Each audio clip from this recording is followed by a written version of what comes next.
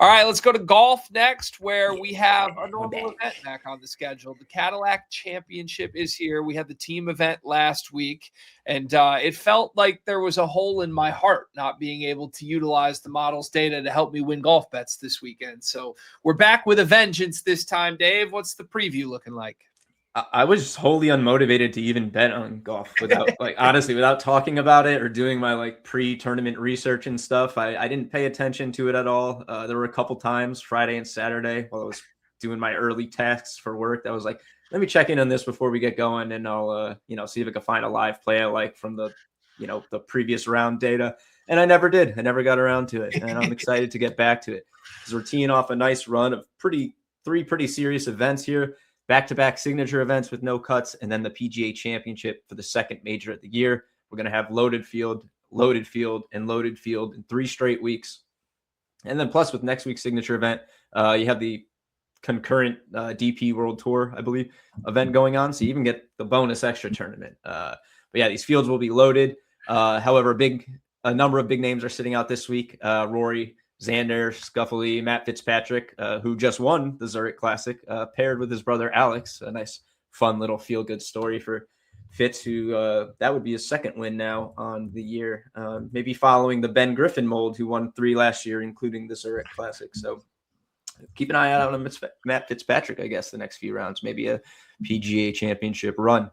But anyway, we move to the Cadillac Championship, which is returning after a 10-year hiatus to the Blue Monster course. A course that famously lives up to its namesake, stretches 7,739 yards, second longest track they will see this year. Water is visible or in play on virtually every single hole, and ever-present threat of wind, thanks to Florida, adds an additional element that even the most accurate ball strikers, and accuracy is very important here, must contend with. Guys who can drive the ball far and with accuracy on this long par 72 course should stand out among the rest when it comes to Sunday stretch run. But, it takes a well-rounded game to win a golf tournament. Guys who are only good off the tee and have very poor short game numbers probably aren't going to see a lot of success. But you can kind of offset some off the tee deficiencies with those short game things. However, a very good anchor is guys who can bomb it and hit those fairways. So moving to the value and the predictions, let me pull up our full tournament preview here. Bad co-host, I didn't prep it here. Oh, you stop it. Never talk. No, I had a couple clicks away. Come on. You got Scheffler leading the way here, of course, plus 310 though. So no value at 22.9%. Kind of a rare occurrence where we don't actually have an edge on him, even at the short odds, probably due to the competitive nature of the field, that he doesn't have quite such a dominant win probability, although obviously compared to the rest of the field, basically 23% is very dominant. He might be about to go on a tear. He won the opening tournament of the year and then having kind of non-Scheffler-like struggles in the early rounds, finishing outside his usual range of like the top 10. But he's got back-to-back second-place finishes, one of them a playoff, and it might be getting right back into that peak for him. If he wins this week, I might be afraid that he's just going to, he's back and whatever was plaguing him is over and he's going to go on a serious run. But I don't know if he gets out to another slow start, he's probably a guy I'm going to look at to make a move, because that's what he's done pretty much every time after starting slow, and you get a better price on him than you ever could get pre-tournament on Scheffler. So anyway, let's move to the value, since I can only talk about Scottie Scheffler so much, since there's not a whole lot to break down about somebody that good. But our best edge here, and we got a boost on him, is going to be Russell Henley here. We're getting him all the way up to plus 3,300 on Bet365, a pretty substantial increase over what is already an edge on him at plus 2,700 here at DraftKings. 4.2% gives him fair odds at plus 2,280.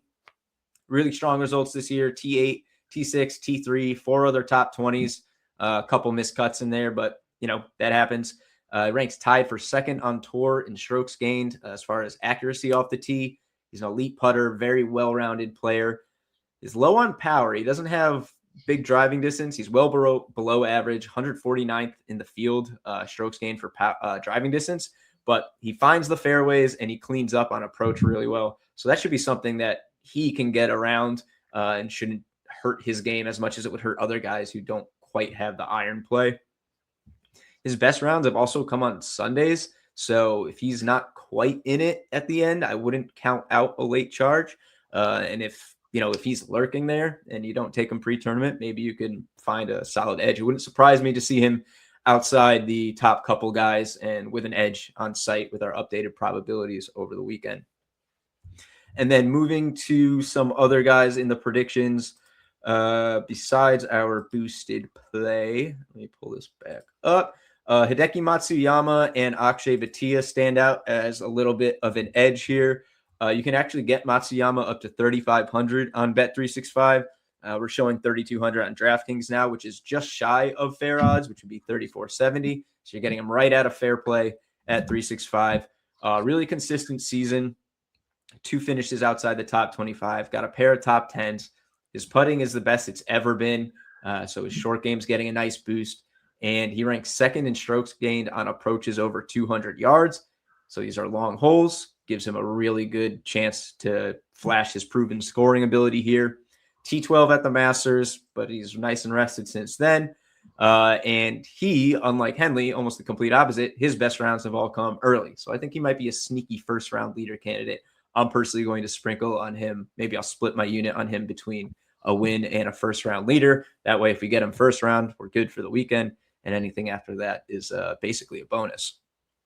And then Bhatia, 5,200 on DraftKings. Where is he? Right here, 2.2%. Solid edge. He'd be fair at plus 4,450.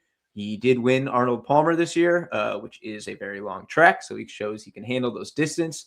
Third on tour in birdie or better rate. So his scoring ability is absolutely elite.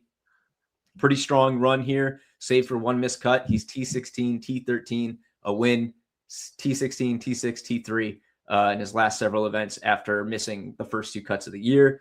7th in stroke gain total, strong par 4 scoring, short game cleanup. Despite his below average driving distance, again, something he should be able to offset with the rest of his abilities. And then we got one long shot to look at just down here. Corey Connors, he is plus 9,000 with a 1% probability to win. That would be fair at plus 9,000. So he's exactly fair odds here. No edge, not a bad bet either as far as overpaying though. Flashed a little bit of upside this year. T12 at the Valspar Championship, T14 at the Players, top 25 on tour and approach play. Very good driver, second in accuracy, 112th in distance. Another one of those guys who's very accurate, doesn't quite have the power, but top 25 on approach means you don't necessarily need the power, even on a very long track like this. So he's got plenty of opportunities at this course. But his short game on the greens is rough. Putting and around the green, not very consistent this year, below average. So might do himself in after he gets close to the greens, but getting there in scoring ability with a chance to convert a birdie should not be difficult for him. And 90 to 1, you could certainly do worse on a long shot when you're getting a fair odds at 1.0%. And then just 2 golfers to watch, just kind of narratively, I guess. Adam Scott, he won this tournament 10 years ago, last time it hosted here. 1.6% to win, but only plus 3,900. No value. He did flash a 4th place this year, 3 top 25s. How familiar, or how much course familiarity 10 years apart matters. I won't say, but he's certainly being priced as if that 10-year gap doesn't matter at 39 to 1. And Colin Morikawa, last guy to call out for me, is actually the 3rd shortest odds. We've got him rounding out the top 5 at 4.1%, but pretty much even with Henley and Fleetwood. So we basically aligned with him on the books as the 3rd favorite. 6 straight top 10s, excluding his withdrawal at the Players. 3 of those top 5s. 1 of those was a win. Top 5 probability this week. Certainly think he should be contending. Just no real edge to speak of. Interesting. All right. Thank you for the lay of the land here. What's your official favorite play here, Dave? I really like Henley. I'm gonna play Henley. I picked him for the boost. I do pick those boosts with intent. I try to find a guy that either we already have an edge on and get an even better one, or a guy who we don't have an edge on and make him an edge, which I believe is what we did with Cam Young when he won. I can't remember what his probability was, but I believe he was outside the edge, and we got a very substantial boost on him. But I also like to pick a guy who's smart and who can play. Henley's very good. He plays well in strong fields. I think his problem is he plays in so many strong fields that he doesn't win enough, but he's very good golfer. I like him this week. And I don't know. I kind of like a little like placement ladder. Maybe Henley top 5, Colin Morikawa top 10. Let's see let me look at the top 20s here. I don't hate Justin Rose top 20. He's the first guy at plus money going down the board, no value. Batia, obviously, for all the reasons I just mentioned, that he has a chance to win, certainly a chance for a top 20 then.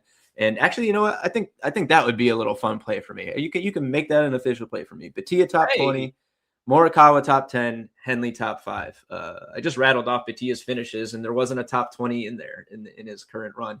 Morikawa 6 straight top 10s. Henley flashed the upside, doesn't have the streak that those other guys have, but very good this year. And hell, I picked him for the boost. I gotta back my guy. Hey, standing on business, Dave. I absolutely love to see it. All right. Good luck to you. Thank you for the preview.